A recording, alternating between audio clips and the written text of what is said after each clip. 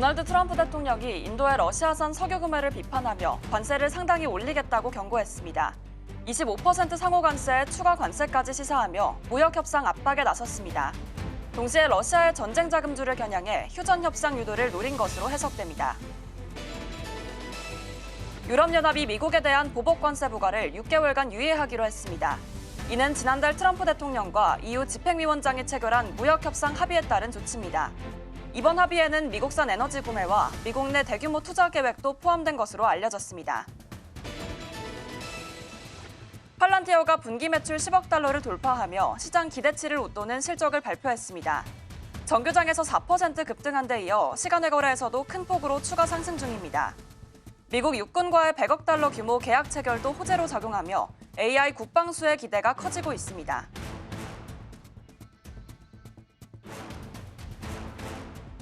밤사이 뉴욕 증시에서 있었던 이슈와 국내 증시 아이디어까지 함께 모색해 보겠습니다. 안녕하세요. 출발 증시와이드 1부 진행의 이연아입니다. 전 거래일 고용 쇼크로 인해서 내려앉았던 뉴욕 증시에 이제는 저가 매수세가 유입됐습니다. 이뿐만이 아니라 금리 인하에 대한 기대감까지 겹치면서 상승 랠리가 펼쳐졌는데요. 자세한 마감 상황 살펴보겠습니다.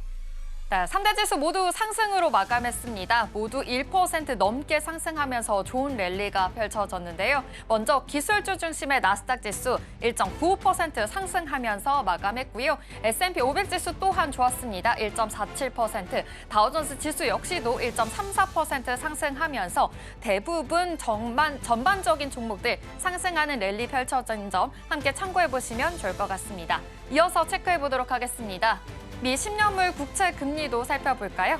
네, 미 10년물 국채 금리는 0.8% 하락했습니다. 역시나 금리 인하에 대한 기대감이 좀 커진 것으로 보입니다. 필라델피아 반도체 지수도 좋았습니다. 1.75% 상승하면서 빅테크들 그리고 기술주들 전반적으로 좋은 랠리 펼쳐졌다라는 점 체크해보시면 좋겠습니다. WTI 국제 유가는 어제 이어서 오늘도 하락했습니다. 1.62% 하락했는데요. 역시나 이 오펙 플러스에서 증산 이슈가 있었기 때문입니다. 역시나 이 공급의 양이 많아지다 보니까 유가도 하락한 점 함께 체크해보시면 좋겠습니다. 그렇다면 히트맵 통해서 전반적인 흐름들도 체크해보도록 하겠습니다. 오늘 역시 이 3대 지수가 상승하다 보니까 전반적인 종목들의 흐름들이 굉장히 좋았습니다. 그린라이트가 굉장히 많은 모습인데요. 먼저 엔비디아 3% 오늘 강한 시세 보여줬습니다. 3.6% 반등하면서 올라온 모습 체크가 되고 있고요. 브로드컴과 AMD 또한 좋았습니다. 브로드컴 3%, AMD도 2.9% 상승했습니다. AMD는 내일 또 실적 발표가 있는 만큼 계속해서 눈여겨보시면 좋을 것 같습니다. 하지만 가장 눈에 띄는 점, 지금 버크셔 해서웨이만이 하락하는 흐름이 이어지고 있는데요. 2.9% 하락했습니다. 2일에 실적 발표가 있었죠. 영업이익이 좋지 못했습니다. 전년 대비해서 4% 감소를 했고요. 또 2분기에는 자사주 매입까지 하지 않겠다라고 이야기가 나오면서 간밤에는 2.9% 하락하는 흐름까지 가졌다는 점 함께 체크해보시면 좋겠습니다. 하지만 은행주 전반적으로는 그래도 좋은 랠리가 펼쳐졌고요. 이 반도체 소부장단에서도 저가 매수세가 들어오면서 어느 정도 시장은 다시금 반등을 해주는 모습이었습니다. 오늘 유가가 하락을 하다 보니까 에너지단에서도 조금은 지지부진한 모습이 체크가 됩니다. 엑손모빌 2% 하락했고요. 쉐브론도 0.24% 하락하면서 마감했습니다. 소비재 단에서도 그래도 저가 매수세가 들어오면서 월마트 1.12% 상승하면서 마감했습니다. 그래도 전반적으로 좀 저가 매수세 그리고 이 반등에 대한 시그널, 금리 인하에 대한 기대감까지 함께 깃들었다라는 점 함께 체크해보시면 좋겠습니다. 그렇다면 세 가지 종목을 통해서 어떤 흐름들이 있는지 살펴보도록 하겠습니다. 네, 먼저 엔비디아와 테슬라, 팔란티어까지 살펴보겠습니다. 오늘 엔비디아가 3% 강한 상승 흐름 이어졌고요. 테슬라 그리고 팔란티어가 오늘 실적 발표가 있었죠. 장중에 4%까지 올라갔었는데요. 시간의 거래에서도 실적이 잘 나오면서 4% 추가 반등까지 이어졌습니다. 그렇다면 엔비디아부터 살펴볼까요? 네, 요즘에 엔비디아 주가는 잘 올라가고 있지만 이 안에서의 조금은 잡음이 있습니다. 어떤 이슈가 있는지 살펴보겠습니다. 바로 AI 칩 H20에 대한 이야기입니다. H20에 대해서 지금 중국에 대한 수출이 재개될 수 있을 것이다라는 이야기가 나왔죠. 이로 인해서 주가가 계속해서 반등하는 흐름까지 가졌었는데요. 이로 인해 삼성전자까지도 함께 훈풍이 드는 모습이었습니다. 하지만 지금은 좀 제동이 걸린 모습입니다. 불확실성이 나타났기 때문입니다. 이 자국산 AI 칩에 대중국 수출을 일부 완화하면서 H20 칩에 대해서는 판매가 재개되는 듯 보였지만 상황은 간단하지 않았습니다. H20 칩의 백도어의 존재 가능성에 대해서 문제를 삼으면서 중국 당국이 엔비디아 측을 소환하게 된 겁니다. 국가 안보를 명분으로 한 조치지만 지금 사실상 반도체 보안법에 따라서 맞대응 성격이 좀 더 짙다라는 해석까지 나오고 있습니다. 중국 기업들이 엔비디아 칩에 대해서 사용을 좀 꺼리게 되면서 자국산 AI 인프라로 지금 눈을 돌리고 있다라는 점까지 함께 포착이 되고 있습니다. 중국에 있는 현지 AI 칩 업체들이 급성장을 하고 있고요. 중국 내에서 엔비디아의 칩에 대한 점유율이 굉장히 하락하고 있는 것도 포착이 되고 있습니다. 올해는 66%였지만 내년에는 54%까지 하락할 것이다라는 전망도 있으니까요. 함께 체크해 보시면 되겠습니다. 한편 마이크론 이야기도 있는데요. 2023년에 사이버 보안 검토에 실패를 하면서 중국의 IT 인프라에서 사실상 퇴출된 사례가 있습니다. 그러다 보니까 중국발 사업에 대한 불확실성이 여전히 크다라는 점까지 함께 확인을 해볼 수가 있겠습니다. 그래도 H20 칩에 대한 수출 재개 좀 반가운 소식이었었는데요. 하지만 경쟁사들에 대해서는 계속해서 좀 부상을 입고 있고 규제 리스크까지 있다 보니까 지금은 이중구에 직면한 셈이다라는 점 좀 확인을 해보셔야 될 것 같습니다. 정치적 리스크, 공급망 다변화에 대해선 조금은 잡음이 있는 상황이니까요. 함께 체크해 보시면서 오늘 엔비디아는 좀 계속해서 좋은 흐름을 보여주고 있지만 H20이 언젠가는 발목을 잡을 수도 있는 상황이 펼쳐질 수 있으니까요. 이 점까지 확인해 보시면서 투자 대응해 보시면 좋을 것 같습니다. 그렇다면 테슬라에 대해서도 살펴볼까요?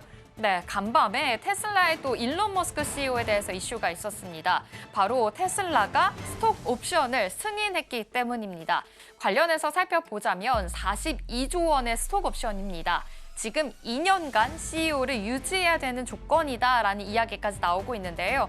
사실 테슬라에 대한 투자자 입장에서는 일론 머스크 CEO가 계속해서 이 경영권을 유지하는 거에 대해서는 긍정적으로 해석을 한 모습입니다. 2.19% 상승하면서 마감했습니다. 기존의 이 보상안에 대해서도 무효와 여파까지 있는 상황인데요. 일단 이 법원에서는 머스크에 부여된 500억 달러 규모의 기존의 보상안을 주주 소송 끝에 무효화했고요. 현재는 항소가 진행 중에 있습니다. 일단 머스크가 향후 2년간 테슬라 CEO직을 유지할 경우에 9,600만 주의 스톡 옵션이 부여하게 되고요. 주당 행사 가격은 23.34달러로 2018년과 동일하다고 합니다. 이 스톡 옵션 조건부입니다. 5년간 보유 의무를 가지고 있어야 되고요. 기존의 보상안이 법적으로 다시 유효해질 경우에는 반납을 해야 된다라는 이야기까지 나오고 있습니다. 일론 머스크 아무래도 경영에 좀 전념을 해야 된다라는 것이 유도를 하려고 있는 그런 포석으로 해석이 될 수 있으니까요. 이 점까지 함께 체크를 해보시면 되겠습니다. 테슬라 지금 인재 유입에 대해서 계속해서 흔들리고 있는 상황인데요. 일론 머스크 CEO 한 명이 아니라 인재 유입을 자체 흔드는 일이 될 수도 있으니까요. 함께 체크해보시면서 투자 대응도 해보시면 좋을 것 같습니다. 다만 좀 한편에 다른 이야기도 나왔습니다. S&P 글로벌 모빌리티가 집계한 자료를 인용하면요. 지금 고객 충성도가 굉장히 높았던 테슬라가 2024년 6월에 정점을 찍고 지금 급락을 했다고 합니다. 아무래도 지금은 투자자들의 심리를 조금은 잃었다라는 점에서 봤을 때는 불확실성은 있지만 지금 일론 머스크 CEO의 스톡 옵션을 승인했다라는 점에서 봤을 때는 그래도 CEO가 어느 정도는 유지가 될 것이고 테슬라에 대해서는 2년간 더 앞으로의 향방이 조금은 긍정적인 모멘텀으로 끌고 갈 수 있겠다라고 해석이 되고 있는 상황이니까요. 함께 체크해 보시면 되겠습니다. 증권가에서도 불확실성에 대해서는 해소가 될 것이고 주가 안정에 대한 기대감도 있다라고 해석을 하고 있습니다. 함께 참고해 보시면 되겠습니다. 그렇다면 마지막 팔란티어 살펴볼까요? 네, 팔란티어 실적 굉장히 잘 나왔습니다. 아무래도 이 국내 투자자분들께서 많이도 가지고 있는 종목 중에 하나일 텐데요. 지금 분기 매출 첫 10억 달러를 돌파했습니다. 그러다 보니까 이 기대감으로 인해서 장중에도 4% 넘게 상승하는 흐름까지 가졌었는데요. 이렇게 실적이 장 마치고 발표가 난 후에 4% 또다시 급등하는 흐름까지 가졌습니다. 매출 10억 달러 나왔고요. 예상치가 9억 4천만 달러였습니다. 역시나 큰 폭으로 상회했다라는 점 체크가 되고 있고요. EPS도 좋았습니다. 예상치가 14센트였는데 16센트가 나오면서 상회했습니다. 가이던스 또한 좋았습니다. 가이던스가 이 38억만 달러였는데 지금 41억 4,200만 달러까지 나오면서 매출에 대한 가이던스를 높였다라는 점에서 더욱더 긍정적인 해석이 되고 있는 상황입니다. 이 소프트웨어 분석 회사이다 보니까요. 이 트럼프 대통령에 대해서 정부의 비용 절감에 조금 더 집중을 하면서 성장세가 나타나고 있다라는 점까지 함께 체크가 되고 있습니다. 그리고 계약 건수도 굉장히 늘었습니다. 같은 분기의 팔란티어 지금 1,000만 달러 이상의 계약 건수가 42건 체결이 된 상황이고요. 전체 계약의 가치 전년 대비해서 140%가 늘어났다고 합니다. 그 정도로 지금 정부와의 계속해서 계약 조건들도 늘어나고 있다라는 점 체크가 되고 있고요. 공공 부문에서도 매출이 확대가 더욱더 많이 되면서 이 매출에 함께 기여했다는 분석들도 나오고 있습니다. 민간 기업 대상으로도 전년 대비해서 2배 이상 매출이 훌쩍 뛰어넘은 것으로 포착이 되고 있고요. 미국 정부의 매출도 53%가 늘어났다고 합니다. 지금 팔란티어 주가 올해 들어서만 2배 이상 상승했습니다. 시가총액도 굉장히 많이 늘어났는데요. 3,790억 달러 돌파했고요. 지금 기술 기업 안에서도 시총 상위가 10위권에 진입했다라는 점까지 함께 체크해 보시면 되겠습니다. 세일즈포스라든지 IBM을 넘어서서 이제는 톱테크의 기업으로서까지 지금 자리매김하고 있으니까요. 함께 체크를 해보시면 좋을 것 같습니다. 매출도 확대되고 있고 톱테크 안에서의 반열까지 오르면서 좋은 랠리가 펼쳐지고 있는 팔란티어입니다. 하지만 이 PR적인 이 주가 수익률 부분에서는 조금 높은 상황이니까요. 좀 과대평가가 되는 것이 아니냐라는 우려가 있는 상황도 함께 체크해 보시면서 앞으로의 투자 대응 같이 해보시면 좋을 것 같습니다. 아무튼 오늘은 실적이 잘 나오면서 시간의 거래에서도 급등하고 있다라는 점까지 함께 참고해 보시면 좋겠습니다. 지금까지 마켓 클로즈업이었습니다.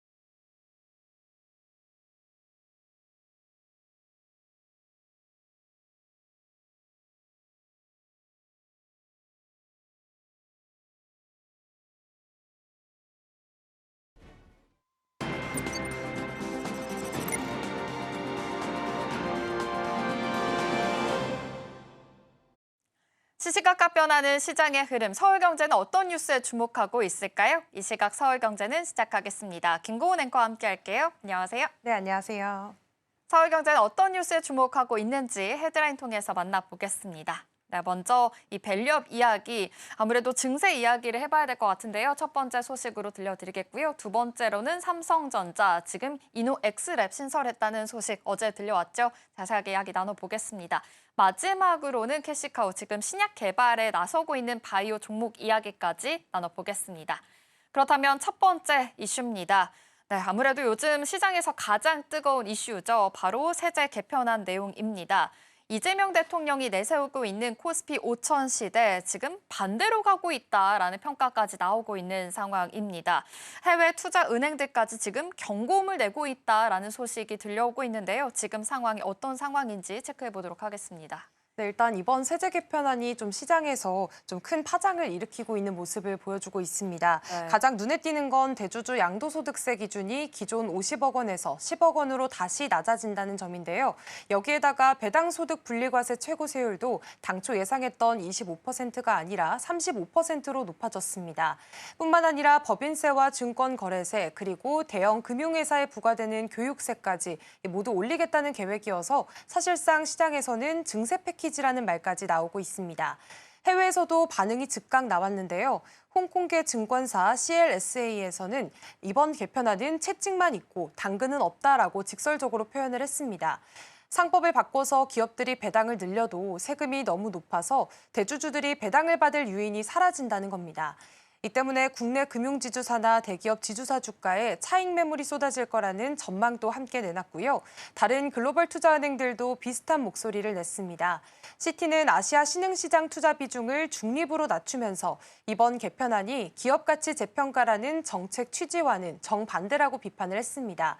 골드만삭스도 정책 불확실성이 당분간 이어질 거라면서 투자에 주의하라고 조언을 했는데요. 이런 불안감들 때문에 투자자들이 일단 현금을 쥐고 상황을 지켜보자는 움직임이 커졌습니다. 실제로 지난 1일 기준으로 투자자 예탁금이 71조 3천억 원까지 늘면서 3년 6개월 만에 최대치를 기록하기도 했습니다. 네, 지금 이렇게 세금을 늘리면서 증세 패키지라는 말까지 나오고 있는 상황입니다. 정부에서는 이번 증시 급락, 세제 개편안 탓이 아니다라고 이야기까지 나오고 있는데요. 그렇다면 증권사들은 지금 현재 이런 상황들을 어떻게 바라보고 있을까요? 사실 국내 증권사들도 이번 세제 개편안에 대해서 대부분 부정적인 시각을 갖고 있습니다. 네. 우선 유안타 증권 분석부터 살펴보면요. 세제 개편이 소비에 미칠 영향을 계산했습니다. 개편안 발표 하루 만에 국내 시가총액이 116조 원이나 줄어들었고 이로 인해 소비로 이어질 수 있는 잠재 자금이 약 8조 1천억 원 정도 감소를 했다고 추산했습니다. 규모로만 살펴보면 정부가 민생 회복을 위해 편성한 소비 쿠폰 1차 예산과 거의 맞먹는 수준이고요. 유한타증권 김용구 연구원은 반시장적인 정책이 독버섯처럼 퍼져 있는 상황에서 코스피 5천 목표는 사실상 멀어졌다라고 평가를 했습니다. 실제로 투자자들이 느끼는 불만도 비슷합니다. 상속세나 증여세 완화 같은 유인들은 빠지고 배당 소득세율만 크게 올라가게 되면서 기업들이 배당을 적극적으로 늘리기 어렵다는 겁니다. 이런 상황에서 대주주 매물이 늘어나고 증시가 제대로 재평가받기는 힘들 거라는 게 현재 국내 증권가의 공통된 전망입니다. 네, 지금 증권가에서도 아무래도 좀 우려의 시각들을 보내고 있는 상황입니다. 이번에 세제 개편안, 지금 증시뿐만이 아니라 세금 구조에 대해서도 전반적으로 좀 우려 있는 상황들이 펼쳐지고 있는데요. 정부가 조세 감면을 대폭 줄이면서 세수 확보를 강화하겠다라고 이야기도 나오고 있습니다. 그렇다면 실제로 이런 효과가 얼마나 갈 수 있을지도 중요할 것 같은데요. 이 정부에서는 어떻게 바라보고 있을까요? 사실 이번 개편안은 단순히 세율만 올리는 수준이 아니라 현재 각종 비과세나 감면 제도도 크게 손을 본 상황입니다. 올해 일몰이 되는 72개 항목 중에서 16개를 없애거나 축소하기로 한 건데요. 이렇게 제도를 정비하면 내년엔만 약 9천억 원, 5년 누적으로는 4조 6천억 원 정도 세수가 늘어날 것으로 추산이 되고 있습니다. 최근 5년 평균보다 9배나 많은 규모고요. 덕분에 내년에는 4년 만에 국세 감면 법정 한도를 맞출 수 있을 거라는 기대도 있습니다. 다만 이런 조치가 증시에 긍정적으로 작용할지는 별개의 문제입니다.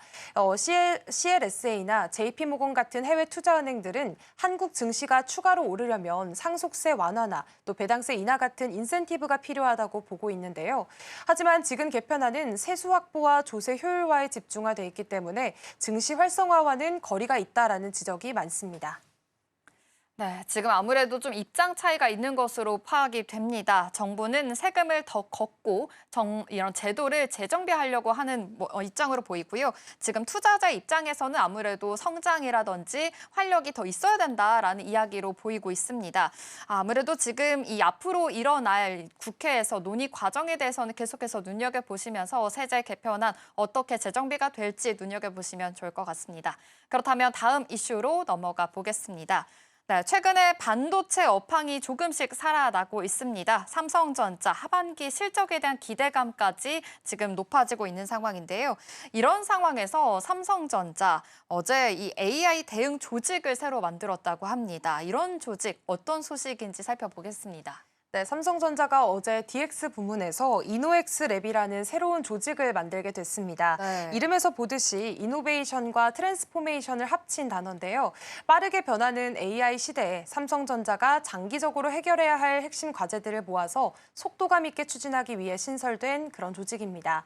이노엑스랩은 단순한 TF가 아니라 프로젝트별로 필요한 인재를 부서 구분 없이 모아서 팀을 꾸릴 수 있는 실행형 조직입니다. 여기서 다루는 과제는 디지털 트윈 기술 확산과 AI를 활용한 물류 운영 혁신, 또 제조 자동화를 위한 피지컬 AI, 휴머노이드 로봇 핵심 기술 개발 등이 있고요. 특히 올해 하반기 이후에 공개될 세상에 없는 기술을 기반으로 한 신제품과 서비스에도 이 조직이 참여할 것이라는 전망이 나오고 있습니다. 삼성전자는 이미 5월에 임직원의 AI 활용도를 높이기 위해서 AI 생산성 혁신 그룹을 만든 바가 있는데요. 이번에 이노엑스랩까지 추가를 하게 되면서 본격적으로 AI 중심 회사로 변신하겠다는 전략을 분명히 했습니다. 네, AI 중심 회사로 조금 더 전략을 바꾼 모습으로 포착이 됩니다. 이노엑스랩을 신설했는데요. 이렇게 AI 혁신 조직까지 만들었다면 앞으로 좀 반도체가 더욱더 뒷받침이 되어야 될 것으로 보입니다. 그렇다면 상반기에는 실적이 좀 부진했는데 하반기에는 어떤 변화가 좀 있을까요? 네, 일단 하반기에는 이런 반도체 부문 실적이 크게 개선될 것이라는 전망이 많은 상황입니다. 우선 대신증권에서는 반도체 부문 영업이익이 상반기 1조 5천억 원에서 하반기에는 약 9조 원까지 늘어날 걸로 보고 있는데요. 무려 5배 증가폭입니다. 가장 중요한 건 AI 서버에 필수적인 HBM이겠죠. 삼성전자는 현재 5세대 제품인 HBM3를 양산하고 있고 엔비디아 인증 테스트 통과 여부가 좀 주목이 되고 있습니다. SK하이닉스가 급증하는 AI 수요를 혼자 감당하기 어려워서 삼성전자가 공급선에 포함될 가능성이 크다는 분석이 나오면서 또 시장에서는 기대감이 커지고 있고요. 또 삼성은 AMD 등 주요 고객사에 HBM3E를 공급하게 되면서 품질 신뢰도를 쌓아나가고 있습니다. 차세대 HBM4도 경쟁사보다 까다로운 1나노 공정을 적용해서 샘플을 제공 중인데요. 본격적인 매출은 조금 더 시간이 필요하겠지만 기술 개선이 확인된다면 내년 이후에는 점유율 확대도 기대를 해볼 수가 있겠습니다. 여기에 GDDR7, LPDDR5X 같은 이런 차세대 메모리도 글로벌 빅테크 기업들의 AI 가속기에 쓰이면서 하반기 실적을 뒷받침할 전망입니다. 네, 하반기에는 반도체 부문에 대한 실적 크게 개선될 것이다라는 이런 기대감이 굉장히 많습니다. 그렇다면 이 메모리 이외에도 파운드리라든지 지금 로봇 같은 신사업에 대해서도 성과가 언제쯤 나타날지 굉장히 또 기대가 되고 있는 상황인데요. 실제로 이 실적으로 이어지는 시점은 또 언제가 될까요? 네, 사실 파운드리 사업은 아직까지는 당장 이런 실적이 개선되기는 어려운 모습입니다. 네. 테슬라의 차세대 AI 칩 수주가 최근 화제가 되긴 했지만 양산은 2027년쯤으로 예상되어 있기 때문에 당분간은 투자 비용이 먼저 반영될 가능성이 큽니다. 다만 하반기에는 계절적인 수요 증가로 인해서 파운드리 가동률이 상반기보다 좋아질 거라는 전망도 있는 상황입니다. 신사업에서는 이번에 만든 이노엑스랩이 핵심 역할을 할 텐데요. 휴머노이드 로봇, 디지털 트윈, 또 피지컬 AI 같은 미래 먹거리 기술이 여기서 집중 개발될 예정입니다. 이재용 회장이 그동안 강조해온 세상에 없는 기술이 실제 제품으로 나오기까지 이 조직이 기반을 닦을 거라고 보시면 되겠습니다. 결국 삼성전자는 단기적으로는 메모리 반도체로 하반기 실적을 끌어올리고 또 중장기적으로는 파운드리와 AI 신사업으로 체질을 바꾸게 되면서 2026년 이후에까지 대비를 하는 그런 이중 전략을 쓰고 있다고 보시면 되겠습니다. 네, 요즘 삼성전자 계속해서 좀 신사업에 대해서 좀 주목을 하고 있는 모습입니다. 하반기에는 메모리 부문에서 실적을 끌어올리고 이제는 어제 신설한 AI 혁신 조직인 이노엑스랩을 통해서 성과를 더욱더 내겠다라는 포부를 밝히고 있는 상황이니까요. 어떠한 영향을 미치게 될지 계속해서 지켜보시면 좋을 것 같습니다. 그렇다면 다음 주제로 넘어가 보겠습니다. 바이오 이야기 해보려고 합니다. 요즘 바이오 업계에서 신약 개발에 대한 자금을 마련하려고 하는 방식이 좀 달라지고 있다고 합니다. 예전에는 신약 개발부터 하겠다 하면 돈이 부족하기 때문에 아무래도 뭐 화장품이라든지 건강기능식품들을 먼저 만들곤 했는데요. 이제는 신약 개발에 뛰어드는 기업들이 더 많다고 합니다. 지금 상황도 어떻게 파악을 해볼 수가 있을까요? 네, 일단 말씀해주신 대표적인 기업들로 꼽아보자면 나이백과 J2K 바이오가 있습니다. 네. 먼저 나이백은 원래 치과용 고리식재 사업으로 좀 잘 알려져 있는데요. 전체 매출의 99%가 이 제품에서 나오고 있고요. 국내는 물론 미국과 유럽에도 수출을 하고 있습니다. 이걸 기반으로 신약 개발 자금을 안정적으로 확보를 하고 있는 겁니다. 실제로 섬유증 치료제 후보 물질을 미국 업체에 6천억 원 규모로 기술 수출을 하면서 경쟁력도 좀 인정을 받았습니다. 또 최근에는 펩타이드 CDMO 사업까지 확장을 해서 R&D에 쓸 자금까지 더 넓히고 있습니다. 또 J2K 바이오는 화장품 원료 개발로 처음에 시작을 했는데요. 오랫동안 피부 장벽 개선과 항염, 마이크로바이옴 기술을 쌓아오다 보니까 이 기술을 활용해서 아토피 치료제 개발로 자연스럽게 이어졌습니다. 또 자체 임상시험센터도 갖춰서 초기 연구부터 임상까지 내부에서 함께 진행을 할 수가 있고요. 이렇게 본업에서 돈을 먼저 벌고 그걸로 신약을 개발하는 방식은 예전처럼 신약 개발부터 시작을 했다가 돈이 모자라서 다른 사업을 급하게 붙이는 방식과는 확실히 다른 모습입니다. 네, 그렇다면 요즘 또 실적 시즌인 만큼 미국에 대해서 진출 여부가 아무래도 실적을 좀 가르는 역할을 했다고 합니다. 상반기 실적 좀 크게 갈라졌다고 하는데 미국 시장에서 어떤 두각을 내는 그런 기업들이 있었을까요? 네, 사실 요즘 제약바이오 업계에서 성패를 가르는 건 미국 시장이라고 보시면 되겠습니다. 그중에서도 유한양행이 가장 눈에 띄는데요. 네. 올해 상반기 매출이 1조 원을 넘겼는데 핵심은 폐암 신약 렉나자였습니다. 미국 FDA 승인을 받고 존슨앤존슨과 함께 병용 치료제로 팔리게 되면서 상반기 매출이 약 4,400억 원까지 나왔습니다. 유한양행은 이 매출의 최소 10%를 로열티로 받고 있고요. 단계별 기술료까지 더해서 안정적인 수익원을 확보했습니다. 또 GC 녹십자는 선천성 면역 결핍증 치료제인 알리글로가 미국에서 빠르게 성장을 했습니다. 출시 1년 만에 누적 1,000억 원을 팔았고요. 상반기 매출은 8,840억 원으로 역대 최대를 기록했습니다. 혈장센터도 늘려서 공급 능력을 더 키우고 있는 상황인데요. 여기에다가 대웅제약도 미국에서 보톨리눔 톡신 주보라는 이름을 팔고 있습니다. 현재 미용톡신 시장 점유율이 14%로 2위까지 오른 모습도 확인을 해볼 수가 있겠습니다. 여기에다가 이제 셀트리온까지도 램시마 SC나 유플라이맛 등처럼 고마진 바이오시밀러가 글로벌 시장에서 매출을 크게 늘리게 되면서 상반기 영업이익이 3배 넘게 뛴 모습을 보였습니다. 결국에는 미국 시장에서 얼마나 빨리 자리 잡느냐가 기업 실적을 좌우하고 있는 그런 모습입니다. 네, 지금 말씀해 주신 대로 아무래도 우리 국내 바이오 기업들 지금 미국에서 얼마나 빨리 자리를 잡는지가 굉장히 중요한 것으로 보입니다. 그런데 글로벌 파마 기업들 아무래도 대규모 구조 조정에 지금 들어가고 있다라는 소식들이 좀 들려오고 있는데요. 그렇다면 우리나라 기업들에게 좀 영향을 미칠 것 같습니다. 구체적으로 어떤 점이 있을까요? 네, 사실 말씀하신 대로 미국의 머크나 화이자 같은 글로벌 제약사들이 대규모 인력 감축과 또 연구개발 축소에 들어가게 됐습니다. 네. 여기에다가 트럼프 대통령이 약값을 낮추겠다고 하면서 불확실성이 더 커진 상황인데요. 문제는 국내 기업들이 기술 수출한 신약 후보 물질이 영향을 받을 수 있다는 겁니다.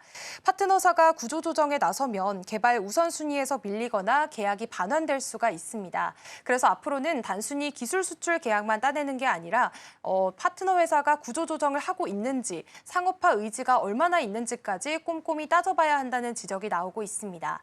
결국에 바이오 기업들은 안정적인 캐시카우 확보와 자체 임상 역량 강화 그리고 글로벌 시장에서 직접 상업화할 수 있는 체력을 갖추는 게 앞으로 더 중요해질 것으로 보입니다.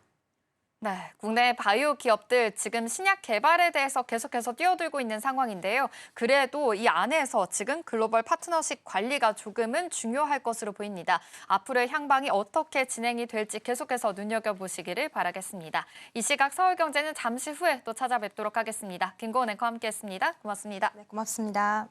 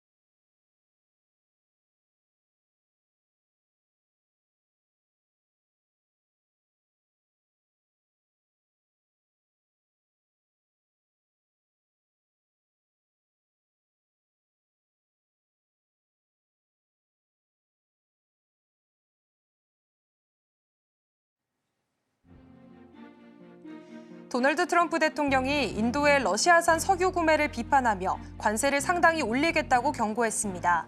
25% 상호 관세에 추가 관세까지 시사하며 무역 협상 압박에 나섰습니다. 동시에 러시아의 전쟁 자금줄을 겨냥해 휴전 협상 유도를 노린 것으로 해석됩니다. 유럽연합이 미국에 대한 보복 관세 부과를 6개월간 유예하기로 했습니다. 이는 지난달 트럼프 대통령과 EU 집행위원장이 체결한 무역 협상 합의에 따른 조치입니다.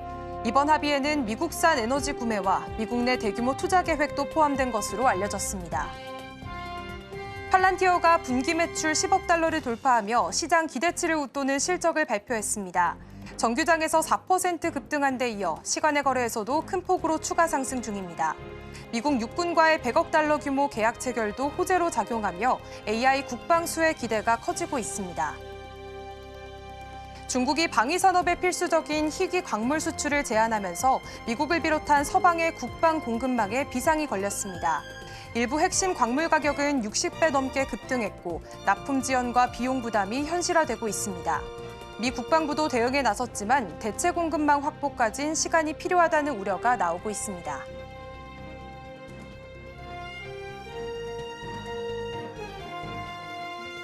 밤사이 뉴욕 증시 상황 다시 한번 체크해보겠습니다.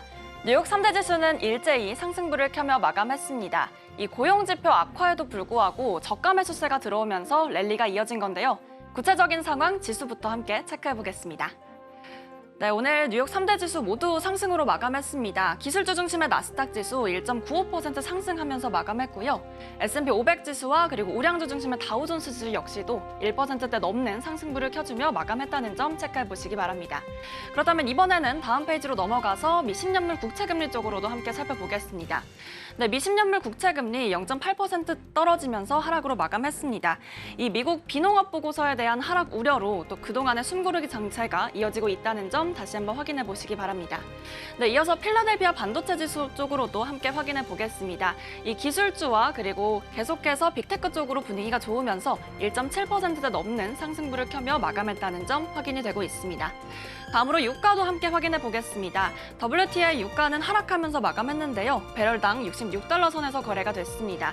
이 오펙 플러스가 또 9월에도 대규모 증산을 이어간다는 소식이 이어지면서 이렇게 유가에도 반영이 된 것으로 확인이 되고 있습니다. 그렇다면 다음으로 히트맵 열어서 함께 살펴보도록 하겠습니다. 네, 전반적으로 오늘 히트맵상에서는 그린라이트가 드리워진 모습입니다. 이렇게 모든 섹터에서 일제히 초록불을 켠 모습인데요. 특히나 유틸리티나 기술주 쪽으로도 강한 유입이 들어오고 있습니다. 구체적인 상황 종목도 함께 체크해 보겠습니다. 네, 먼저 M7 종목 중 엔비디아 쪽으로 강한 유입이 들어왔습니다. 3.6%대 또 상승불이 켜졌고요. AMD 그리고 브로드컴, TSMC 쪽으로도 나란히 상승세를 이어나갔다는 점 확인되고 있습니다. 또 마이크로소프트와 메타 쪽으로도 분위기가 좋았습니다. 마이크로소프트의 경우에는 2.2% 그리고 메타의 경우에는 3.5%가 넘는 또 상승불을 켜줬습니다. 네, 오늘 특히나 눈에 띄는 종목은 역시나 팔란티어가 되겠습니다. 이 팔란티어의 경우에 또 어닝 서프라이즈 실적 발표가 있었죠. 그렇기 때문에 정규장에서의 급등 또 시간의 거래에서도 추가 상승부를 켜내면서 좋은 흐름 계속해서 가져갔다는 점 확인되고 있습니다. 그렇다면 이번에는 임의소비재단으로 넘어가서 확인해 보겠습니다. 오늘 임의소비재단에서 전반적으로 분위기가 또 좋은 모습이 포착이 됩니다. 특히나 테슬라의 경우 어제는 지지부진했지만 오늘은 2%대 넘는 강세를 보여주고 있고요. 하지만 이 전기차 전반적으로는 루시드 하락 등 부진 여파로 인해서 또 전기차단에서는 그렇게 흐름이 좋지 않았다는 점 확인되고 있습니다. 또 여기에 더해서 테슬라의 경우에는 브랜드 충성도에 대한 이미지가 떨어지고 있다는 보도가 이어지면서 시간의 거래에서는 조금 떨어지고 있다는 점 확인되고 있습니다. 다음으로 넘어가서 필수 소비재단으로도 함께 확인해 보시죠. 네, 오늘 역시나 눈에 띄는 쪽으로는 아마존의 하락세입니다. 2분기 호실적 발표에도 불구하고 또 클라우드 부문 영업이익에 대한 충격에 이틀째 연속 내림세를 또 기록하고 있는 건데요. 1.4%대 또 하락하면서 어제 8%대 급락을 또 받아가는 분위기가 함께 연출이 됐습니다. 그렇다면 이번에는 제약바이오 단으로도 함께 확인해 보겠습니다. 이번 주는 제약바이오단에서의 실적 발표가 예정이 되어 있습니다. 그렇기 때문에 전반적으로 지지부진했던 흐름을 좀 딛고 조금은 좋은 모습들이 연출이 되고 있는데요. 이 암젠의 경우에는 5일, 그리고 일라일릴리와 길리어드 사이언스는 7일 예정이 되어 있습니다. 오늘 주가 함께 살펴보시면요. 일라일리의 경우에는 0.8%대 강세, 그리고 존슨앤존스도 2% 넘는 상승불을 또 켜졌다는 점 확인되고 있습니다. 다음으로 넘어가서 금융주단도 함께 체크해 보겠습니다. 네, 오늘 금융주단으로도 전반적으로 분위기가 좋았는데요. 하지만 이 버크셔 해서웨이의 경우에는 2.9%대 약세를 또 보였습니다. 이 2분기 실적에 대한 어닝 쇼크와 그리고 이 자사주에 대한 잠정 중단 소식이 이어지면서 3% 가깝게 또 빠졌다는 점 확인이 되고 있습니다. 그 외에는 나머지 대부분 카드사나 금융주단으로도 흐름이 좋았다는 점 확인됩니다. 특히나 비자의 경우에는 0.8%대, 또 마스터카드의 경우에도 1.7%대 상승불 켜내면서 마감했습니다.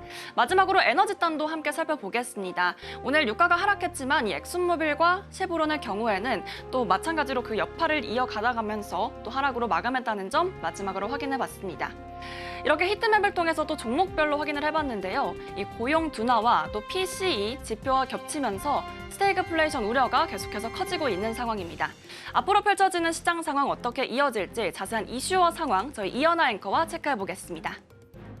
네, 그래도 전반적인 흐름들이 굉장히 좋았습니다. 밤사이에 저가 매수세가 들어오면서 좋은 느낌들이 이어졌었는데요. 그렇다면 세 가지 종목을 통해서 어떤 흐름들이 있는지 자세하게 짚어보도록 하겠습니다. 네, 엔비디아와 테슬라, 팔란티어까지 알아보도록 하겠습니다. 오늘 엔비디아도 3% 넘게 급상승하면서 좋은 흐름 보였고요. 테슬라도 좋았습니다. 하지만 팔란티어가 가장 시장의 주인공이지 않을까라는 생각이 드는데요. 4% 급등하고 시간의 거래에서도 4% 넘게 급등하고 있는 흐름이 포착되고 있습니다. 그렇다면 엔비디아부터 살펴보도록 하겠습니다.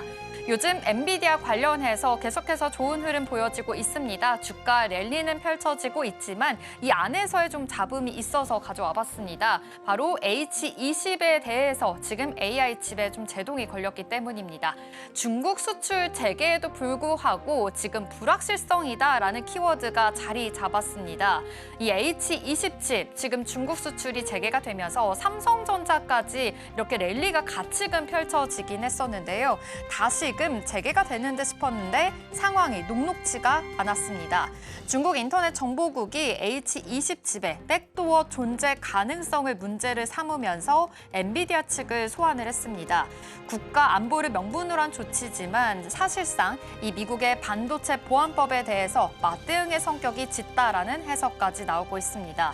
이런 압박 속에서는 중국 기업들이 엔비디아 칩을 사용하면서 자국산의 AI 인프라로 지금 눈을 돌리고 있다라는 해석까지 나오고 있습니다. 실제로 지금 미국에 대해서 수출 통제가 유지된 작년부터 하웨이 등 이 중국에 있는 현재 AI 칩 업체들이 굉장히 급성장을 하고 있는 상황이고요. 중국 내 AI 칩 점유율 또한 지금 하락을 하고 있습니다. 올해에는 66%가 엔비디아가 중국을 점유했다라고 했으면 내년에는 54%까지 하락할 것이다라고 전망하고 있으니까요. 함께 체크해 보시면 되겠습니다. 또한 마이크론에서도 지난 2023년 사이버 보안 검토에 실패를 하면서 중국 IT 인프라에서 사실상 퇴출당한 사례도 있습니다. 함께 체크해 보시면 좋겠고요. 중국발 사업에 대한 불확실성 우려가 계속해서 확대가 되고 있습니다. 결국엔 H20 칩에 대한 수출 재개, 사실은 좀 반가운 소식인데도 불구하고 현재 이 중국 정부에 대해서 규제 리스크뿐만이 아니라 현재의 경쟁사에 대한 부상까지 이뤄지면서 이중고에 직면했다라는 점을 조금 더 집중해 보시면 좋을 것 같습니다. 역시 정치적인 리스크 계속해서 작용하고 있고요. 엔비디아, AI에 대한 모멘텀은 계속 살아있는 상황이지만 중국 간의 관계가 또 중요한 시점에 와 있습니다. H20 칩이 어떻게 재개가 될지 계속해서 주목해 보시면서 엔비디아 안에서의 투자 포인트도 잘 세워보시면 좋겠습니다. 그렇다면 이어서 테슬라도 살펴보겠습니다. 네, 간밤에 테슬라에 일론 머스크 소식이 있었습니다. 바로 테슬라가 일론 머스크 CEO의 42조 원의 스톡옵션을 승인했다라는 소식입니다. 2년간 CEO를 유지해달라라는 조건이 있었기 때문인데요. 투자자 입장에서는 CEO가 변경되는 것보다 2년 정도를 조금 더 긍정적인 모멘텀으로 끌고 갈 수 있겠다라는 이 해석들이 나오고 있습니다.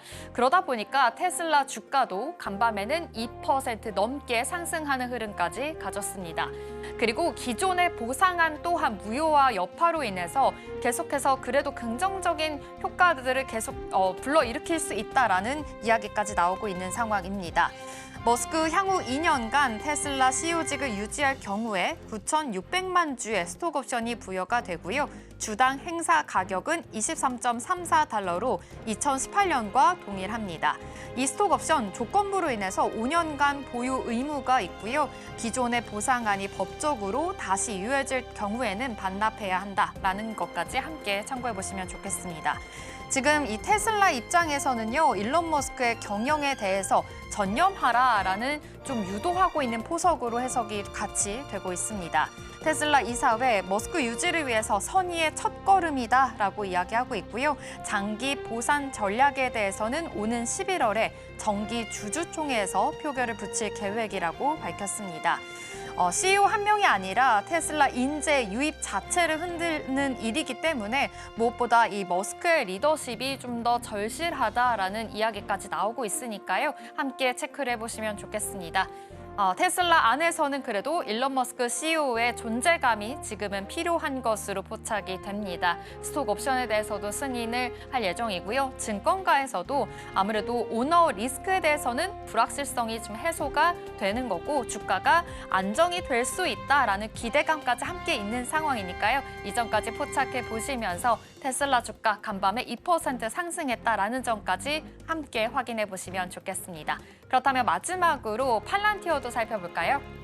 네, 요즘 실적 시즌이만큼 실적이 어떻게 나오는지에 따라서도 굉장히 주가 흐름들이 많이 바뀌고 있습니다. 팔란티어 좋은 실적을 내놓았습니다. 분기 매출 첫 10억 달러를 돌파하면서 굉장히 좋은 시세를 보여줬는데요. 매출이 예상치가 9억 4천만 달러였습니다. 하지만 훌쩍 뛰어넘으면서 10억 달러 돌파했다라는 소식이고요. 그리고 EPS 또한 좋았습니다. 예상치가 14센트인데 16센트까지 올라가면서 예상치 역시나 상회했습니다. 가이던스가 올랐다는 점에서도 긍정적으로 해석을 해볼 수가 있겠습니다. 예상치가 38억 달러였는데요. 이제 가이던스가 41억 달러까지 올라가면서 앞으로의 향방에 대해서는 계속해서 긍정적인 모멘텀을 가져갈 것이다라고 증권가들은 해석을 하고 있습니다. 트럼프 대통령의 정부 효율화 정책으로 인해서 팔란티어 공공 부문에 대해서 매출이 확대가 됐습니다. 이 매출 내에서는요, 1년 전보다 지금 68%가 늘어난 상황이고요. 정부 매출도 53%가 늘어난 것으로 기록이 됐습니다. 특히나 팔란티어 계약 건수도 보니까요, 이 1,000만 달러 이상의 계약건은 42건이 체결이 됐고요. 전체 계약의 가치도 전년 대비해서 140%가 늘어난 것으로 집계가 됐습니다. 팔란티어 올해 주가 올해만 보더라도 지금 2배 이상 상승했고요. 시가총액도 굉장히 많이 늘었습니다. 3,790억 달러 돌파한 상황입니다. 기술 기업 안에서도 시총 상위 10위에 진입을 한 만큼 굉장히 높은 상위권에 있다라는 점까지 함께 체크가 되고 있는데요. 이 중에서도 세일즈포스라든지 IBM, 시스코 등을 제치고 새로운 톱테크 기업의 반열에 오른 점도 굉장히 좋은 점으로 해석이 되고 있으니까요. 함께 체크해 보시면 되겠습니다. 하지만 올해 또 이렇게 2배 이상 급등한 만큼 밸류에이션에 대해서는 조금 부담스럽다라는 입장들도 있습니다. 역시나 주가에 대해서는 계속해서 그래도 탄력을 받아가고 있는 상황이니까요. 이 점까지 함께 체크해 보시면 되겠고요. 이런 정부뿐만이 아니라 민간 기업과의 계약 건수도 굉장히 늘어나고 있으니까요. 이 점도 포착해 보시면서 투자 대응해 보시면 좋겠습니다. 그렇다면 이 간밤에 어떤 이슈들이 있었는지 이슈도 하나씩 살펴보도록 하겠습니다. 일단 트럼프 대통령 러시아 석유 구입에 대해서 지금 인도를 계속해서 비판을 하고 있는 상황입니다. 이 점도 파악해 보도록 하겠고요. 어제였죠. 해임 소식이 들려왔습니다. 아무래도 고용 쇼크가 있었는데 해임을 한 후에 계속해서 좀 조작이다라는 주장까지도 있는데요. 자세하게 살펴보도록 하겠습니다. 마지막으로는 노조의 파업 소식까지 들려드리겠습니다. 그럼 첫 번째, 이 트럼프 대통령의 이야기부터 살펴볼까요? 지금 인도가 러시아 석유에 구입하겠다라는 이야기가 나오고 있습니다. 그런데 러시아 석유, 지금 러시아가 우크라이나와도 전쟁 중이죠. 트럼프 대통령, 우크라이나와 계속해서 휴전을 하라라고 압박을 가하고 있는 상황인데 인도가 러시아의 석유를 산다라는 이유로 인해서 인도를 지금 비판하고 있는 상황입니다.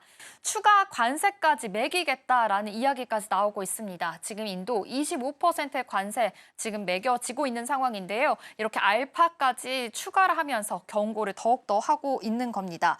지금 우크라이나 전쟁으로 인해서 수많은 사람들이 목숨을 잃어가고 있는데 인도는 전혀 신경 쓰지 않는다라고 하면서 트럼프 대통령 자신의 트루스 소셜에 글을 올렸습니다.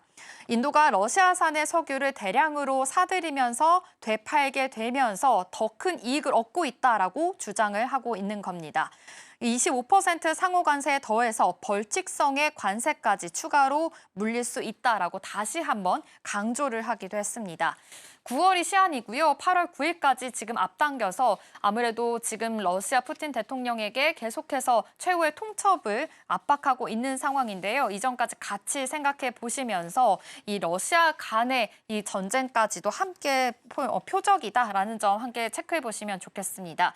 뿐만 아니라 외무부에서는 인도를 표적으로 삼는 것은 정당하지도 합당하지도 않다라고 이야기하고 있고요. 러시아산에 대한 석유 수입은 에너지 가격에 대한 안정뿐만이 아니라 국민 보호를 위한 불가피한 선택이었다라고 설명이 되고 있는 상황이니까요. 이점까지 참고해 보시면 되겠습니다.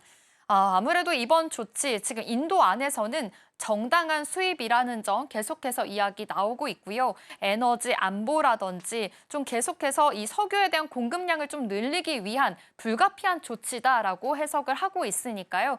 트럼프 대통령 과연 인도와의 이 비판 전략이 어떻게 통할지에 대해서도 계속해서 눈여겨보시면 좋겠고요.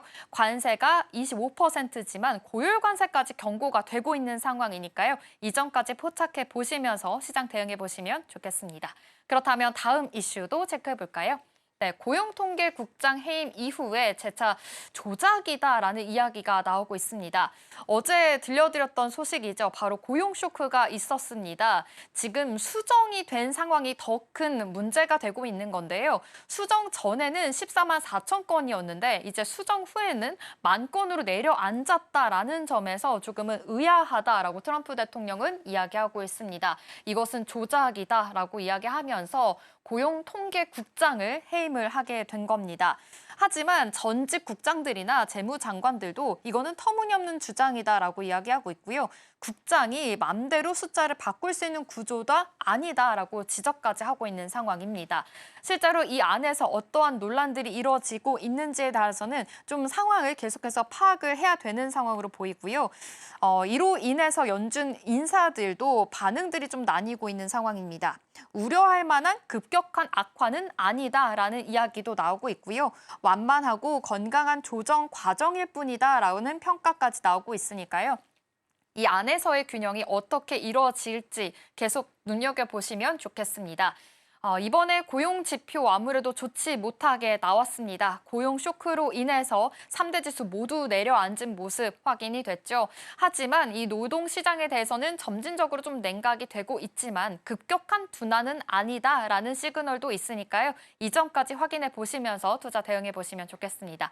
마지막 이슈까지 체크해 볼까요? 네, 보잉에서는 지금 방산 쪽에 노조가 다시금 파업을 하고 있다라는 소식이 들려왔습니다. 관련해서 아무래도 공급에 대해서는 좀 차질이 우려가 되고 있는 상황인데요. 방산 노조 지금 3,200명 전면으로 파업을 하고 있는 상황이고요. 군용기의 생산이 지금 차질이 불가피하다라는 소식입니다. 임금과 퇴직금에 대해서도 협상이 좀 결렬이 되면서 노사 간의 갈등이 점점 더 격화가 되고 있는 건데요. 29년 만에 다시 좀 파업을 한 만큼 이번에 조금 더 심각한 수준으로 계속해서 좀 장기적으로 갈 수도 있다라는 이야기가 나오고 있습니다.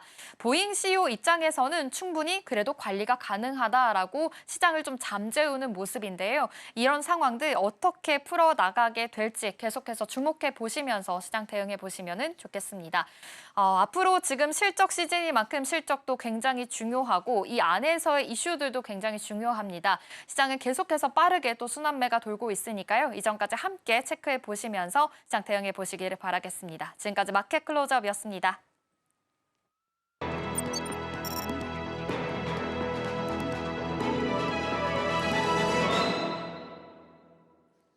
네, 시장이 쏟아지는 수많은 정보 그 속에서 어떤 고민이 있는지 하나씩 체크해 보도록 하겠습니다. 댓글 답해준 아나운서 김민 앵커와 함께 할게요. 먼저 화면을 통해서 어떤 고민이 있는지 체크해 보도록 하겠습니다. 엑사원 방산용 AI 진출, 국방망 탑재 임박이라는 댓글입니다. 지금 방산용 또 AI 관련한 이런 댓글인 것 같은데요. 국방 관련된 방산 종목일까요? 어떤 종목에 대한 고민일까요? 네, 이 댓글에 대한 종목은 LG가 되겠습니다. 네. 최근 이런 협업이 있었는데요. 이번 협업에 대해서 조금 설명을 드리자면 이 LG의 AI 싱크탱크인 이 LG AI 연구원이 방산업체 LIG 넥스원과 협력해 또 방산 전용 인공지능 솔루션 개발에 나섰습니다. 이건 단순한 기술 제휴를 넘어서 LG가 엑사원을 중심으로 B2B 수익화 생태계를 본격적으로 확장하고 있다. 이런 방증이 되겠는데요. LG는 올해 초부터 엑사원 4.0을 내세워 다양한 산업군에 특화된 AI 서비스를 선보이고 있는데 이번 방산 진출은 그중에서도 가장 보안이 민감하고 또 진입 장벽이 높은 분야를 공략하는 사례가 되겠습니다. LIG 넥스원은 자체적으로 AI 기술 확보에 적극적인 모습을 보이고 있고요. 이미 미국 실드 AI, 또 한국전자통신연구원, 모비젠 등과 협력을 하면서 멀티 모달 분석, 그리고 자동화 기반 AI 전투 지원 시스템 구축을 추진하고 있었습니다. LG는 여기서 엑사원의 LLM 기반 이해 그리고 분석 능력과 또 초거대 모델의 유연성을 앞세워 함께 참여하게 된 겁니다. 특히 현대전에는 이 영상, 그리고 음성, 텍스트, 센서 데이터 등 다양한 정보가 실시간으로 발생하게 됩니다. 이걸 동시에 이해하고 분석할 수 있는 멀티모달 AI 기술이 필수인데 엑사원이 이 역할을 할 수 있다는 점에서 상당히 높은 또 기술 신뢰도를 입증하는 기회가 될 것으로 보입니다. 네, 그렇다면 지금 LG 안에서도 지금 말씀해 주신 대로 LIG 넥스원뿐만이 아니라 방산 AI 함께 개발하고 있다라는 소식 들려주셨는데요. 그렇다면 AI 사업에서도 굉장히 중요한 전환점으로 지금 나아가고 있다라고 해석해봐도 괜찮을까요? 네, 그렇게 해석해도 좋겠습니다. 사실 지금 LG가 가장 집중하고 있는 건 엑사원 생태계를 어떻게 또 외부로 넓혀갈 수 있을까인데요. 단순히 그룹사 내부에서 쓰는 기술을 넘어서 이 외부 고객과 또 산업 전반에 적용할 수 있는지가 사실 현재 관건으로 보입니다. 그렇기 때문에 이번 방산협업은 그 포문을 여는 신호탄이 되겠습니다. 왜냐하면 방위산업은 기술 검증이 가장 까다롭고 또 보안 요건이 높기 때문에 한번 채택이 되면 높은 진입 장벽과 또 장기적인 수익 구조가 형성이 됩니다. 즉 LG 입장에선 엑사원이 단순한 챗봇이나 업무 자동화를 넘어서 이 국가 기반 산업에 또 두뇌 역할을 하는 솔루션으로 새롭게 인정받는 그런 계기가 될 것으로 보입니다. 그런데 이 상황에서 왜 중요하냐면 이번 레퍼런스를 바탕으로 향후 또 의료와 금융, 항공 그리고 에너지처럼 다양한 고보안 산업군으로 확장하기가 훨씬 수월해지기 때문입니다. 이미 LG는 엑사원 기반으로 의료 영상 분석 그리고 데이터 구축, 해외 기업들까지 다양한 협업의 그림을 그리고 있는 상황인데요. 방산은 일종의 기술력 인증 무대가 되겠습니다. 만일 여기서 성과가 나온다면 LG는 엑사원을 단순한 기술이 아니라 또 국가급 AI 플랫폼으로 새롭게 포지셔닝할 수 있게 됩니다. 그만큼 이번 LIG 넥스원과의 협업은 단기 수익을 넘어서 엑사원 브랜드를 올리는 전략적 승부수가 될 것이다. 이렇게 시장은 평가하고 있습니다. 네, LG가 이렇게 LIG 넥스원과 함께 협업한다라는 소식입니다. 그리고 방산이라는 신뢰도 높은 사업에 엑사원이 채택이 되면서 앞으로 LG 안에서도 AI 전략들이 좀 더 폭넓게 또 나아갈 수 있으니까요. 함께 참고해 보시면 좋겠고요. 어제 이런 소식으로 인해서 어제 LG에선 2% 상승 흐름까지 보였습니다. 오늘 시장에서는 어떤 흐름을 보일지 계속해서 눈여겨보시면 좋겠습니다. 그렇다면 다음 댓글을 통해서 어떤 고민이 있는지 살펴보겠습니다. 이쯤 되면 디램이 아니라 연산 유닛 서브 유닛이 이라는 거 봤을 때는 지금 디램 관련된 종목일 것 같은데요. 아무래도 요즘 반도체 투톱에 대해서도 흐름들이 굉장히 좋습니다. 어떤 종목에 대한 고민일까요? 네, SK 하이닉스에 대한 내용이 되겠습니다. 네. 이 SK 하이닉스가 또 엔비디아의 이 차세대 HBM4 메모리를 공급하기로 했는데 이때 가격이 무려 70%나 올라왔다고 합니다. 네. 그 내용을 조금 짚어보자면 이는 단순한 가격 인상이 아니라 기술적 진보와 또 독점 지위가 만든 결과물이 되겠습니다. 이번 HBM4 제품은 세계 최초로 또 베이스 다이에 파운드리 공정이 들어간 제품인데요. 이 베이스 다이는 HBM에서 두뇌 역할을 하는 핵심 부품인데 여기에 TSMC의 4나노 공정이 적용됐습니다. 이게 무슨 의미냐면 이 기존 디램 대비해서 공정 난이도가 높고 그리고 제조 원가도 2배 이상 비싸졌다는 겁니다. 또 HBM4는 이 데이터 입출력 단자 수가 이전 세대보다 2배 이상 늘었기 때문에 단순히 쌓아 올리기만 하는 메모리가 아니라 이 데이터가 오가는 또 속도와 양까지 한층 더 폭발적으로 늘어난 구조가 되겠습니다. 이런 기술적 복합도와 또 SK하이닉스의 선도적인 위치가 맞물려 $500대라는 또 단가라는 그런 프리미엄 가격이 가능해졌다라고 설명이 되고 있습니다. 네, 그렇다면 지금 SK하이닉스 아무래도 HBM4에 대한 메모리가 70%나 늘었다라는 점에선 더 긍정적으로 해석을 해볼 수가 있겠는데요. 그런데 우려가 되고 있는 부분들도 있습니다. 바로 엔비디아가 삼성이라든지 마이크론에 대해서도 지금 샘플을 받고 있다라는 소식인데요. 그렇다면 SK하이닉스의 독점이 좀 흔들리는 것이 아닐까요? 사실 그 부분을 좀 현실적으로 SK하이닉스가 가장 크게 고민하고 있는 부분이 되겠죠. 현재까지 이 하이닉스가 또 엔비디아의 HBM3 12단을 사실상 독점 공급 중이고 또 HBM4 초기 협상도 가장 먼저 마무리를 하면서 현재로서는 유리한 위치를 점하고 있습니다. 하지만 엔비디아는 최근 삼성전자와 또 마이크론이 보낸 HBM4 샘플을 품질 테스트화를 또 본격적으로 시행을 하면서 사실 공급망을 다변화하려는 새로운 움직임을 보이고 있습니다. 이건 단순한 경쟁사 테스트가 아니라 이 단가 협상 주도권을 SK하이닉스에서 다시 엔비디아로 되돌리려는 시도로 볼 수 있겠습니다. 엔비디아 입장에서는 이 하이닉스 일강 체제가 너무 오래가면서 가격 협상에서 선택지가 없는 구조일 수 있었는데요. 그렇기 때문에 삼성전자와 또 마이크론이 일정 수준 이상의 품질을 입증하게 된다면 나중에 추가 물량을 나눠주는 방식으로 단가를 낮추고 또 공급 안정성도 확보하려는 전략을 취하고 있습니다. 하이닉스 입장에서는 기술 우위를 유지하면서 고단가 공급을 이어가고 싶겠지만 이 경쟁사들이 HBM4 시장에 본격적으로 진입할 경우 지금 누리고 있는 독점적 지위의 약화 가능성도 사실상 배제할 수 없습니다. 결국 기술력과 가격 경쟁력 그리고 파운드리와의 협업 속도가 향후 이렇게 판단에 이런 좌표가 가를 또 관건이 될 것으로 보입니다. 네, 지금 이렇게 말씀해 주신 대로 SK하이닉스 지금 메모리에 대한 가격은 높아지고 있지만 경쟁사들이 빠르게 치고 올라오면서 독점이 좀 흔들릴 수 있습니다. 이 점 유의하시면서 계속해서 뉴스들 팔로우하시면서 이 반도체 안에서의 우위가 어떻게 진행이 될지 눈여겨보시면 좋겠습니다. 그렇다면 다음 댓글을 통해서 어떤 고민이 있는지 살펴보겠습니다. 전장, 로봇, AI 삼각축 결집이라는 댓글입니다. 지금 전장과 로봇, AI까지 살펴보자면 어제 굉장히 또 크게 시세를 뿜었던 삼성전기가 아닐까 싶은데요. 5% 급등하기까지 했잖아요. 이 종목에 대한 고민이 맞을까요? 네, 맞습니다. 최근 삼성전기는 이 테슬라의 부품 공급설 때문에 또 다양하게 이슈가 오고 가고 있죠. 네. 그 내용을 자세하게 살펴보자면 배경엔 바로 이 테슬라의 휴머노이드 로봇 옵티머스에 또 부품을 공급할 가능성이 있다. 이런 소식이 들려왔습니다. 삼성전기가 옵티머스에 탑재될 카메라 모듈 공급 계약을 추진 중이라는 새로운 보도가 나오면서 현재 투자 심리가 크게 개선된 것으로 파악이 되고 있고요. 실제로 삼성전기는 최근 2분기 실적 발표 후 열린 컨퍼런스 콜에서 이 글로벌 톱티어 고객사들과 함께 또 휴머노이드 및 사족 보행 로봇용 카메라 모듈을 새롭게 개발 중이라고 밝히기도 했습니다. 업계에선 이 글로벌 톱티어 고객사가 테슬라일 가능성이 높다고 현재 보고 있는 상황인데요.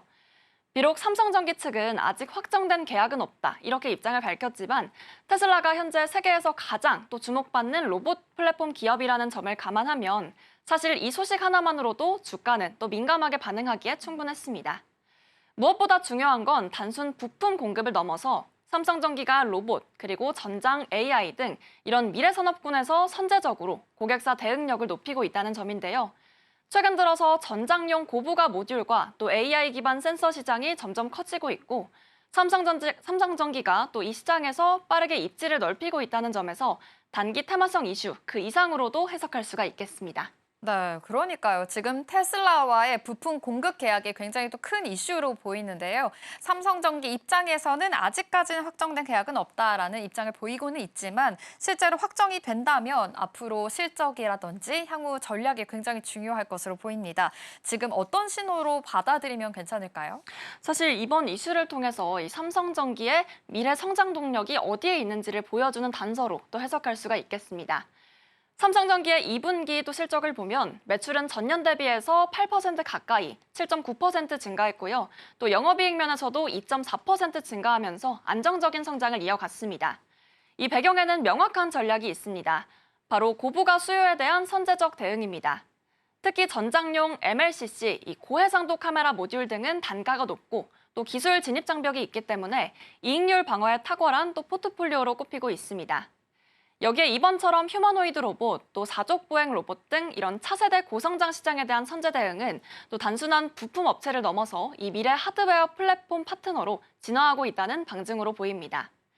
박희철 흥국증권연구원도 이 삼성전기의 실적을 견인하는 건 신규 수요 대응 역량이라면서 기존 전장 사업 외에도 이 차세대 제품에 대한 적기 대응력이 삼성전기의 핵심 경쟁력이 될 수 있다. 이렇게 평가를 하기도 했죠.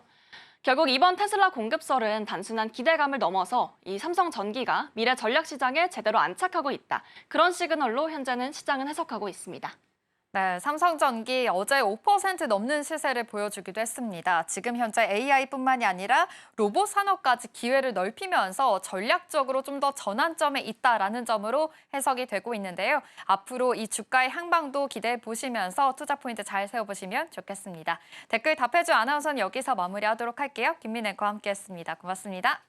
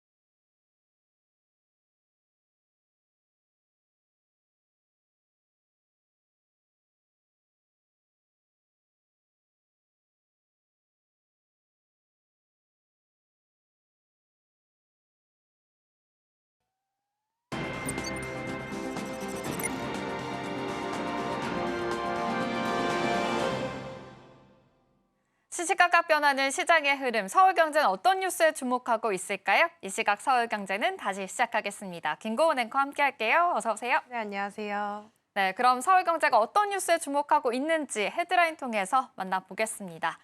네, 먼저 지금 배터리 관련돼서 이야기 나오고 있습니다. 지금 글로벌 배터리 국내 안에서도 3사 점유율에 대해서도 따져보도록 하겠습니다. 두 번째로는 조선 빅 3사 이야기고요. 마지막으로는 어제 국가대표 AI팀이 선정이 됐죠. 관련해서도 이야기 나눠보겠습니다. 그럼 첫 번째 이슈입니다. 전기차 배터리 시장에 대해서 지금 이야기가 많이 나오고 있는 상황인데요. 최근에 통계에 따르면 전기차 판매가 늘면서 배터리 사용량도 크게 증가하고 있다고 합니다. 그런데 국내 배터리 3사의 글로벌 점유율은 오히려 조금 줄었다고 하는데요. 어떤 상황인지 지금 시장 상황부터 체크해 볼까요? 네, 일단 올해 상반기에 이제 전 세계 전기차와 또 하이브리드 차량에 들어간 배터리 점유율이 504.4기가와트시로 집계가 됐습니다. 네. 지난해 같은 기간보다 37% 이상 늘면서 시장 규모가 빠르게 커진 건데요. 하지만 우리나라 배터리 3사, LG에너지솔루션과 SK온 그리고 삼성 SDI가 차지한 점유율은 16.4%로 작년보다는 5%포인트가량 내려갔습니다.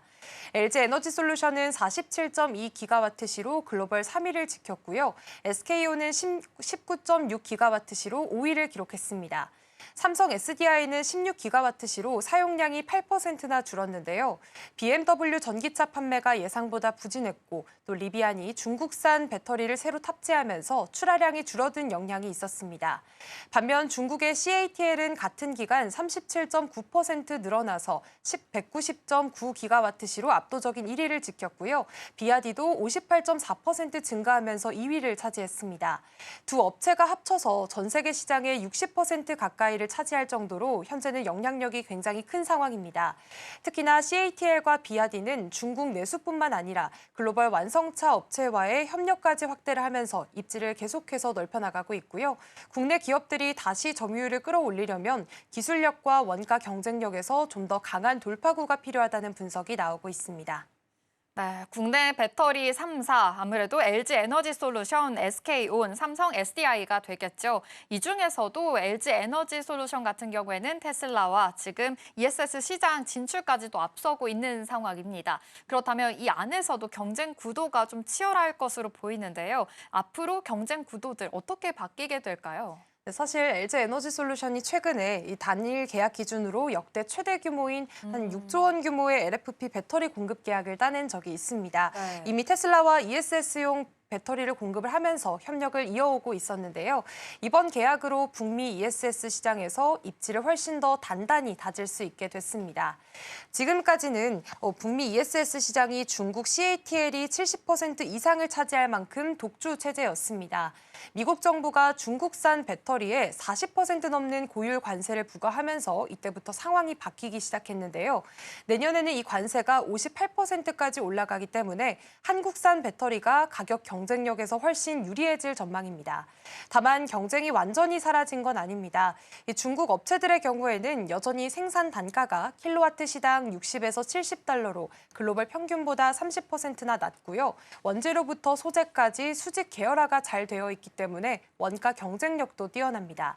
기술력에서도 CATL은 5분 충전으로 520km를 주행할 수 있는 기술을, 또 비아디는 안전성과 수명을 높인 블레이드 배터리를 내놓으면서 차별화를 유지해 나가고 있습니다. 이런 상황에서 LG 에너지 솔루션은 북미 현지에서 ESS용 LFP 배터리를 직접 양산할 수 있는 사실상 유일한 업체라는 점에서 시장 점유율을 빠르게 넓혀나갈 수 있다는 강점을 가지고 있습니다. 삼성 SDI와 SK온도 북미 합작법인 생산 라인을 ESS 중심으로 바꾸면서 현재 대응에 나서고 있기 때문에 앞으로 북미 시장의 경쟁 구도가 중국 대 한국으로 재편될 가능성이 점점 더 커지고 있습니다. 네, 지금 배터리 3사 계속해서 ESS 시장 중심으로 해서 지금 재편될 가능성이 높다라고 이야기를 해주셨는데요.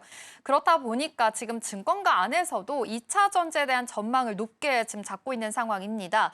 대규모 계약까지 이루어지면서 업종에 대해서 반등의 기회가 올 수 있을 것이다라고 파악을 하고 있는 상황인데요. 지금 증권가들 어떻게 바라보고 있을까요? 네, 사실 작년까지만 해도 이 전기차 좀 업종이 부진을 했었고요. 또 네. 중국 업체들의 공세가 좀 거세지면서 2차 전지가 좀 전반적으로 부진한 모습을 보였습니다. 그런데 LG 에너지 솔루션이 이번에 좀 테슬라와의 대형 계약을 따내면서 분위기가 확 달라졌는데요.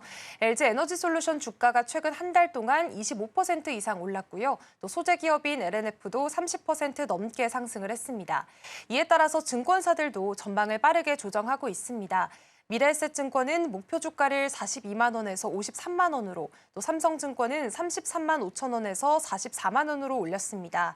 LNF 역시나 9만 5천 원까지 현재 목표가가 올라간 상태입니다. 특히 이번에 주목을 받는 건 ESS 사업입니다. ESS는 전기차 배터리보다 영업이익률이 2배 이상 높은 20% 수준인데요. 2026년에는 매출이 5조 5천억 원, 영업이익이 1조 2천억 원으로 올해보다 3배 이상 커질 거라는 전망도 나오고 있습니다. 전문가들은 이 흐름이 마치 지난해 AI 수요 덕분에 반도체 업황이 급반등했던 것과 비슷하다고 분석을 하고 있습니다. 북미 ESS 시장에서 국산 배터리가 중국 업체를 빠르게 따라잡게 된다면 LG 에너지 솔루션뿐만 아니라 또 삼성 SDI, SK온 그리고 LNF 같은 이 소재 기업들까지 동반 성장할 수 있다는 전망이 힘을 얻고 있습니다. 결국 이번 대형 계약이 2차 전지 업종 전반에 새로운 성장 사이클을 여는 신호탄이 될 가능성이 크다고 볼 수 있겠습니다. 네, 이렇게 국내 배터리 3사에 대한 전망까지 알아봤는데요. 상반기에는 조금 글로벌 점유율이 좀 낮아졌지만 앞으로 이어 기술 경쟁력으로 인해서 계속해서 신호탄을 쏘아 올릴 수 있으니까요. 이 점 주목해 보시면서 투자 대응해 보시면 좋겠습니다. 그렇다면 다음 주제로 넘어가 보겠습니다. 글로벌 조선 시장에서 지금 한국과 중국 조선사들이 치열하게 맞붙고 있다고 합니다. 특히나 프랑스에서 발주하고 있는 대형 컨테이너선 입찰을 두고 경쟁에 붙었다고 하는데요. 지금 구체적으로 이런 상황 어떻게 파악할 수가 있을까요? 네, 일단은 세계 3위 해운사인 프랑스 CMA CGM이 지금 초대형 LNG 이중연료 컨테이너선 12척을 발주할 예정입니다. 전체 규모는 무려 4조 원이 넘고요. 이번 입찰에는 국내 3사 HD 현대중공업과 하나오션, 삼성중공업이 모두 참여를 했고 중국에서도 CSSC, 헝리중공업, 양쯔장조선 등도 경쟁에 뛰어든 상태입니다. 현재 가격만 보면 중국이 좀 우세한데요. 한국 조선사들은 한 척당 2억 5천만 달러를 제시했지만 중국은 2억 3천만 달러, 또 일부 기업들은 2억 700만 달러까지 낮춘 초저가 입찰을 했습니다. 다만 기술력과 품질, 또 납기 준수 측면에서는 한국이 앞서 있다는 평가가 많습니다. 또 미국이 오는 10월부터는 중국산 조선소에서 건조된 선박에다가 추가 입항 수수료를 부과할 예정이기 때문에 유럽 선사들이 발주처를 고를 때 이런 리스크도 함께 고려할 가능성이 큽니다. 특히 HD 현대중공업은 올해 초 같은 해운사로부터 이미 중형급 컨테이너선 12척을 수주한 경험이 있고요. 연속 계약을 따낼 가능성이 높다라는 관측도 나오고 있습니다. 또 최근에는 컨테이너선 건조가가 LNG 운반선을 뛰어넘게 되면서 글로벌 조선사들이 컨테이너선 시장에 적극적으로 뛰어드는 분위기입니다. 네, 이렇게 글로벌 조선사들 컨테이너선에 대한 시장까지 뛰어들고 있는 상황인데요. 사실 조선주, 이 조선 섹터 전반적으로 상반기를 또 주도하기도 했고 요즘에 주가도 계속해서 잘 가고 있는 상황입니다. 이 안에서도 지금 한미 간의 상호 협상에서 조선업들 협력이 아무래도 주요 의제로 떠오르면서 더 주가 탄력을 받았다라고 해석이 되기도 하는데요. 요즘에 조선주들 시장 분위기가 어떨까요? 사실 조선주는 상반기 내내 좀 시장을 이끌었던 주도주였습니다. 그렇죠. 최근에는 또 한미 상호관세 협상 결과가 발표되면서 다시 한번 주가가 힘을 받은 모습인데요. 협상에서 한국이 미국에 총 3,500억 달러를 투자하기로 했는데 이 중 1,500억 달러가 조선업에 집중 투자가 됩니다. 이 소식에 하나오션은 지난달에만 40% 넘게 상승했고요. HD 현대중공업과 삼성중공업도 각각 14%, 13%대 오름세를 보였습니다. 특히나 8월 1일 세제 개편 발표로 코스피가 4% 가까이 급락했을 때도 조선주는 오히려 흔들리지 않았습니다. 하나오션과 하나시스템은 유일하게 상승 마감을 하기도 했고요. 국내 조선 ETF들도 강세를 보이는 모습이었습니다. 결국에는 미국의 마스가 프로젝트가 본격화되면서 국내 조선사들의 대미 수주 기회가 커질 거라는 기대감이 현재 주가에 좀 반영이 된 것으로 볼 수가 있겠습니다. 네, 그러니까요. 마스가 프로젝트 때문에 지금 조선업들도 주가가 계속해서 좀 탄력을 받고 있는 상황으로 포착이 됩니다. 그렇다면 지금 조선사들 발빠르게 움직여야 되는 전략으로 보입니다. 현재 어떤 전략들을 세우고 있는지 살펴볼까요? 네, 사실 마스가 프로젝트는 미국 조선업을 다시 되살리겠다라는 그런 계획이잖아요. 네. 지난달 한미 무역 협상을 통해서 이게 또 본격화되기도 했습니다. 이에 국내 조선 3사인 HD 현대, 하나오션, 삼성중공업은요. 한국 조선해양 플랜트 협회를 중심으로 합동 태스크포스를 꾸렸습니다. 이 TF는 미국 투자 확대와 기술 이전, 신규 조선소 설립, 그리고 인수합병 전략까지 포함한 이행 로드맵을 만드는 데 집중을 하고 있습니다. 하나오션은 인수한 필리조선소를 연간 1척에서 1.5척에서 또 2035년에는 10척 이상 건조할 수 있는 규모로 확장할 계획이고요. 미국 내에는 추가 거점 확보도 검토 중에 있습니다. 또 HD현대는 미국 에디슨 슈에스트 오프쇼어와 손을 잡고 LNG 이중연료 컨테이너선을 공동 건조할 예정입니다. 또 방산조선사인 헌팅턴 잉걸스와의 협력도 이어가고 있습니다. 삼성중공업의 경우에는 미국 현지 조선소와 합작을 논의하면서 부유식 LNG 설비 제작까지 검토 중입니다. 이 업계에서는 이번 TF가 마스가 펀드를 실제 사업으로 연결하는 핵심 역할을 할 것으로 보고 있고요. 신규 조선소 건설과 인력 양성, 또 유지 보수까지 아우르는 종합적인 계획이 세워진다면 국내 조선사들이 미국 시장에서 새로운 성장 기회를 잡을 것으로 기대되고 있습니다. 네, 지금 조선사들 굉장히 바쁩니다. 지금 마스카 프로젝트로 인해서 미국 시장에 대해서 본격 진출을 또 준비하고 있고요. 또 초대형 컨테이너선 입찰 경쟁까지 중국과 맞붙고 있다라는 상황까지 포착해 보시면서 앞으로의 조선주, 이 섹터 안에서의 주가 랠리까지 기대해 보시면 좋을 것 같습니다. 그렇다면 이어서 다음 주제로 넘어가 보겠습니다. 네, 어제였죠. 정부가 한국을 대표할 AI 국가대표를 선정했습니다. 5개의 정예팀을 선정하게 된 건데요. 해외 모델을 그대로 쓰지 않고 국내에서 독자적인 AI를 개발하겠다라는 취지입니다. 그렇다면 어떤 기업들이 뽑혔고 지금 어떤 배경인지도 살펴보겠습니다. 네, 어제 과학기술정보통신부가 좀 진행하는 독자 AI 파운데이션 모델 프로젝트에서 5개의 정예팀이 선발이 됐습니다. 네. 바로 네이버 클라우드와 업스테이지, 그리고 SK텔레콤, NCAI, 마지막으로는 LGAI 연구원인데요. 이번 프로젝트의 핵심은 해외 AI 모델을 그대로 가져와서 쓰는 방식이 아니라 우리 기술로 처음부터 거대 언어 모델을 설계하고 학습을 시키겠다는 겁니다. 평가 과정에서도 사전 학습 모델에 의존하지 않고 독자적으로 개발할 수 있는 역량을 가장 중요하게 봤습니다. 이 팀들은 AI 모델 개발 경험과 기술력, 그리고 개발 목표와 전략, 사회적 파급 효과까지 종합적으로 평가를 받았는데요. 앞으로 정부는 GPU 같은 고성능 컴퓨팅 자원과 데이터를 지원하면서 글로벌 경쟁력 있는 이런 한국형 AI 모델을 개발하도록 돕게 됩니다. 최종적으로는 2027년까지 2개 팀만 살아남아서 국가대표 모델을 상용화할 계획입니다. 네, 이렇게 5개 팀이 선정이 됐습니다. 네이버 클라우드와 업스테이지, SK텔레콤, NCAI와 LGAI 연구원까지. 아무래도 지금 우리나라 기술을 좀 처음으로 도입한 만큼 계속해서 이 설계하고 학습시키겠다라는 취지로 보이는데요. 그렇다면 각 팀들은 지금 어떤 모델을 만들고 어떤 서비스를 목표로 하고 있을까요?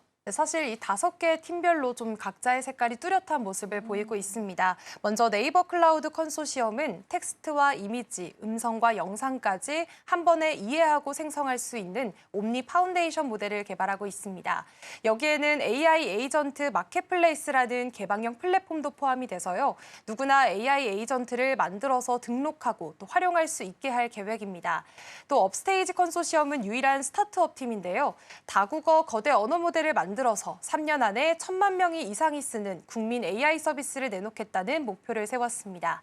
SK텔레콤은 포스트 트랜스포머라는 차세대 AI 모델을 기반으로 기업용 AI 서비스부터 범용 AI 에이전트까지 다양한 산업에 적용할 계획이고요. 또 NCAI는 게임사지만 도메인 특화 AI 플랫폼을 연구 중입니다.